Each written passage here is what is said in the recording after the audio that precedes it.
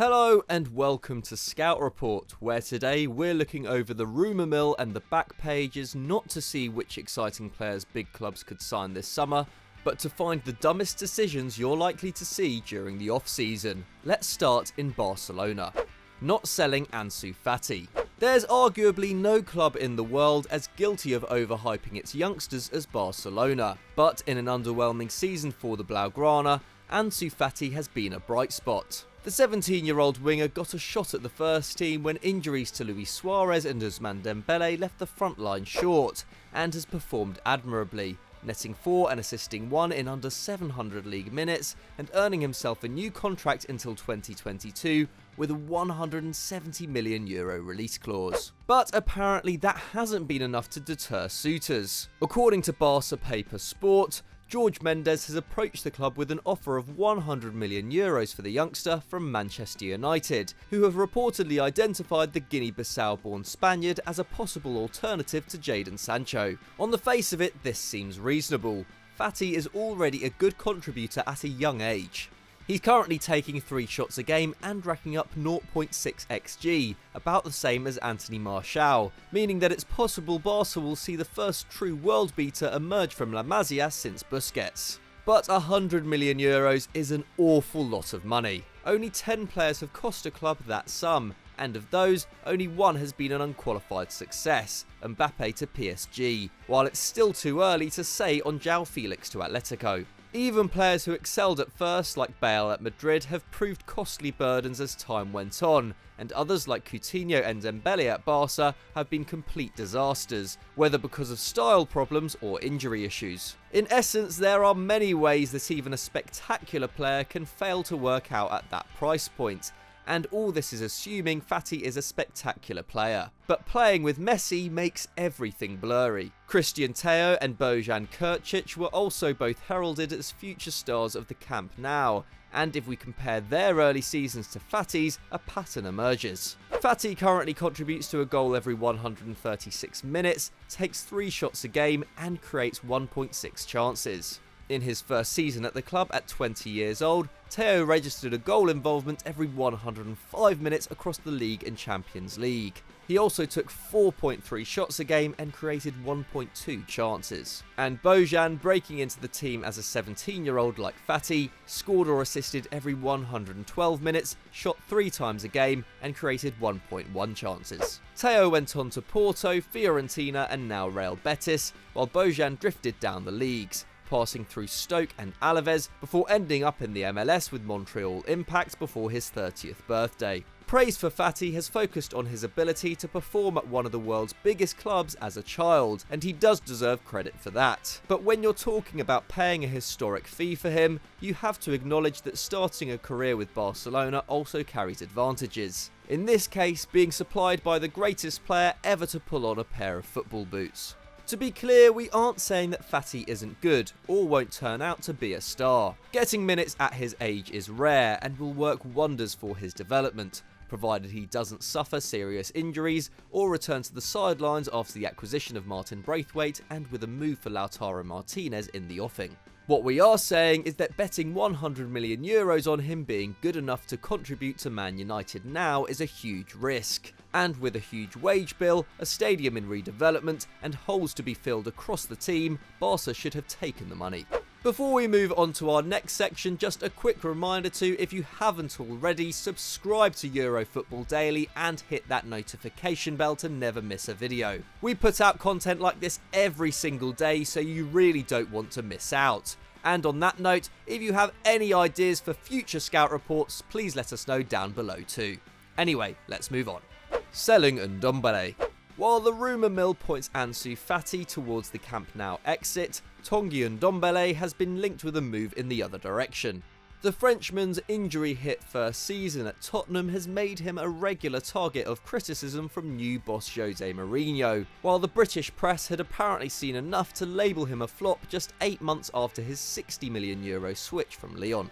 Put simply, these attacks are ridiculous. Hamstring and groin issues have limited Ndombele to 12 league starts and just under 1,000 minutes for the North London outfit, and poor squad building often saw him rushed back from injury and fighting through pain, as in Tottenham's 1-1 draw with Burnley in March, when the clearly unfit Ndombele was criticised for failing to complete a single sprint in the first half. But when he has been 100%, the 23-year-old has been undeniably excellent. While Giovanni Lo Celso has failed to contribute a goal or assist in around 900 league minutes to date, Ndombele has produced 4 in roughly the same game time, and his 1.1 chances created a match, while nothing special, is better than Dele Alli and Harry Kane this season. He ranks 4th in the squad for tackles and 5th for interceptions, winning the ball back 3.5 times per 90 minutes. Exactly the same as Lo Celso, and he's one of the most active pressers at Mourinho's disposal too,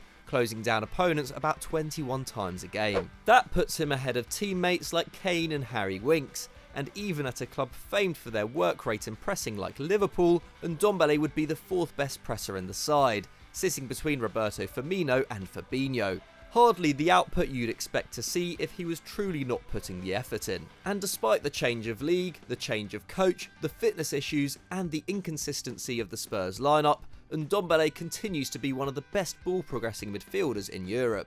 With 5 progressive passes a game, he ranks 3rd at Tottenham, and his tally of 3.6 dribbles completed a match is not only the best at White Hart Lane, it's the 2nd best by a central midfielder in Europe's top 5 leagues, bettered only by Chelsea's Mateo Kovacic. Spurs remain at least one man short in attack and face a major defensive rebuild, but in Ali, Lo Celso and Ndombele, they have a midfield which rivals the best the continent has to offer, and in which all 3 men are still under 25. Mourinho may have taken against the club's record signing, but the Portuguese coach has never been a man for the long term, while Ndombele could anchor the side for years to come. Tottenham would be mad to let him go. Liverpool failing to strengthen.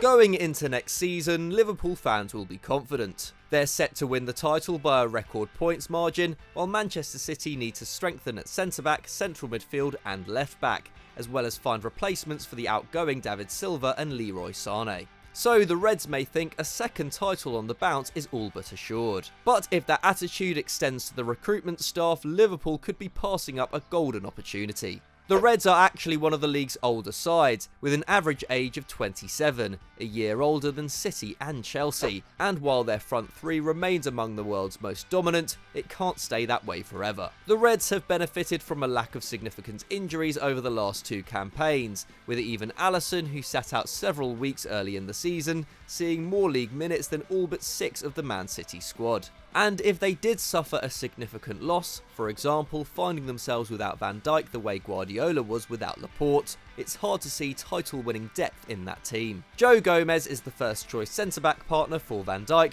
but he's also the reserve right-back, while James Milner, now 34, is the backup for Andrew Robertson.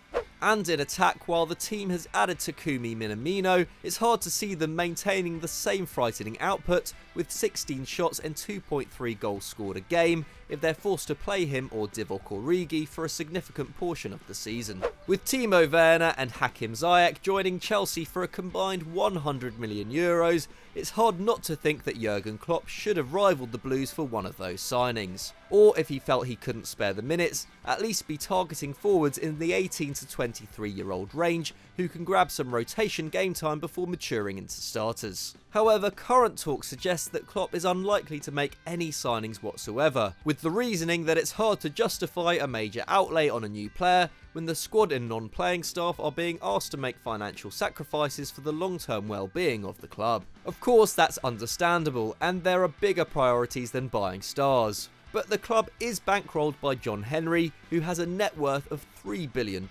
and could afford to pay their staff and reinforce the team. Liverpool's rise to the top of English and European football has been based on smart signings and skillful squad building. But the next phase will be the hardest, finding a way to move on from the 11 which has brought the club so much success. If they act like this time will never end, the Merseyside club could quickly find themselves caught and even overtaken.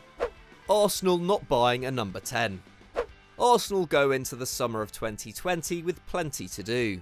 To date, the Gunners have spent 5 weeks of the season in the top 4, but 3 weeks of the campaign in the bottom half, and have won just 9 league games out of 30, a record bettered by 13 Premier League clubs, including Burnley and Newcastle. Unsurprisingly, criticism has focused on the club's defence, which has allowed 36 goals, only good enough for 8th in the division. But the attack is no better, also ranking 8th of the Prem's 20 clubs with 40 goals. And even that looks like an overperformance, with FBref's expected goals chart suggesting that Mikel Arteta's side has scored 4 goals more than predicted, placing the quality of their offensive output below that of Southampton and Wolves. That's seriously worrying, but despite the desperate need for reinforcements in attack, the club and even some fans seem content to make do with what they have. Transfer rumours have focused on the acquisition of depth fullbacks, another centre-back, and of course the apparent interest in a new number 6, with Atletico Madrid's Thomas Partey top of the list. Several strikers have also been linked, like Lille's Victor Osimhen and Ghent's Jonathan David, but even they are only suggested as possible signings should Pierre-Emerick Aubameyang leave, while Alexandre Lacazette has been mooted as a makeweight in various partial swaps.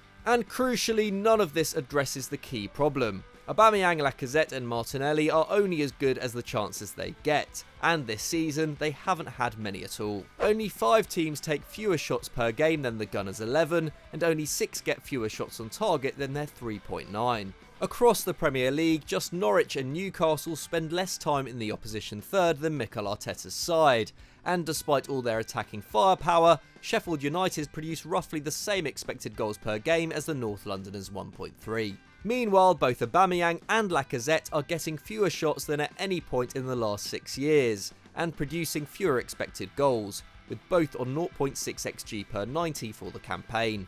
In Lacazette's case, significantly down from his previous worst output of 0.75, and for Aubameyang, an enormous drop from the 0.94 he put up last season.